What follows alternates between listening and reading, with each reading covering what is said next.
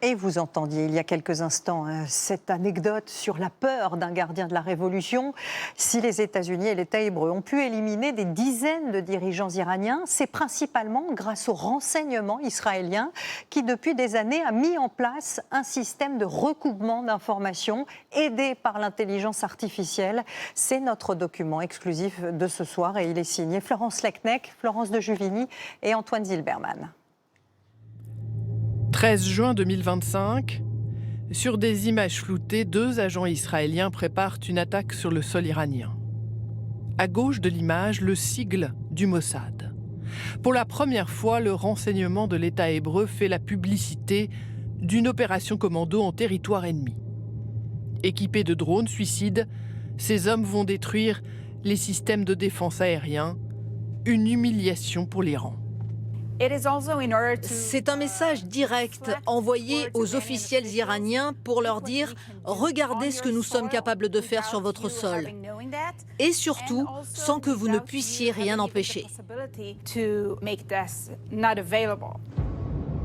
Après cette opération, l'aviation israélienne dispose donc d'une totale liberté d'action pour mener ses attaques. Le régime des mollahs constate combien il est vulnérable et infiltré.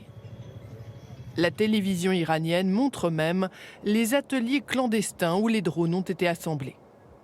Ce sont des ailes de drone, on en a trouvé plusieurs et des boîtiers GPS aussi. Un nouveau coup spectaculaire du Mossad après l'épisode des beepers moins d'1 an plus tôt au Liban. Des milliers d'appareils explosent simultanément dans les mains des miliciens du Hezbollah. Le Mossad est parvenu à faire acheter et livrer à ses ennemis ces petits appareils piégés. Une opération planifiée sur plusieurs années, comme celles qui ont aussi permis depuis 20 ans d'éliminer de manière ciblée les plus hauts responsables iraniens. À la manœuvre, une force quasi indécelable, fondue dans la société civile iranienne. Par exemple, en Iran, il y a une armée entière qui travaille pour le Mossad et la CIA.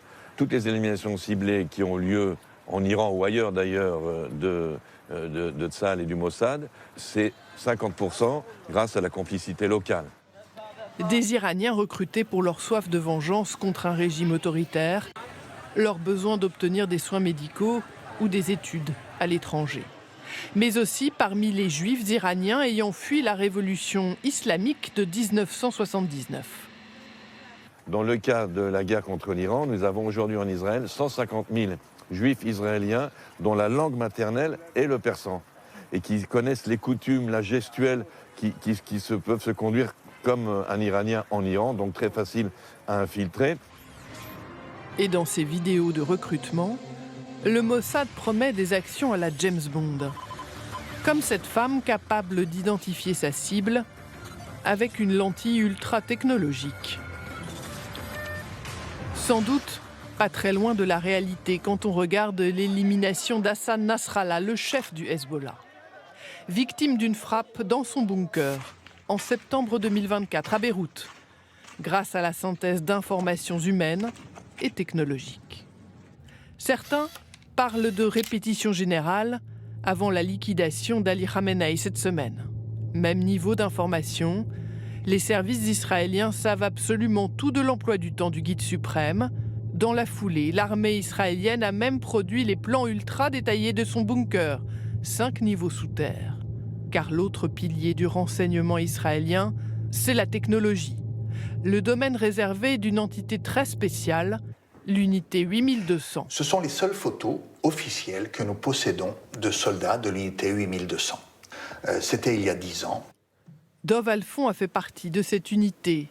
Soldat sélectionné dès le lycée parmi les meilleurs élèves de maths et de langue. Capable de relier des milliers d'écoutes entre elles, des micro-informations qui deviennent exploitables grâce à l'intelligence artificielle. Si par exemple, on nettoie un tapis rouge dans une mosquée au nord de Téhéran, l'information en elle-même ne veut absolument rien dire.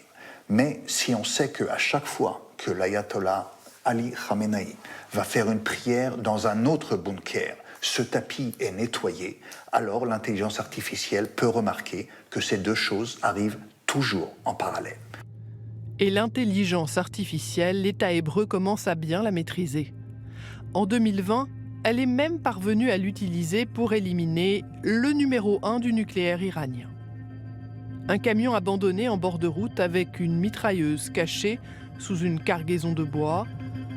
Aucun homme sur place, mais au passage de la voiture de Mohsen Fakhrizadeh, à des milliers de kilomètres, des soldats activent la reconnaissance faciale. L'intelligence artificielle prend le relais, c'est elle qui dirige l'arme et qui fait feu. De quoi rendre paranoïaque l'ensemble de l'appareil d'État iranien.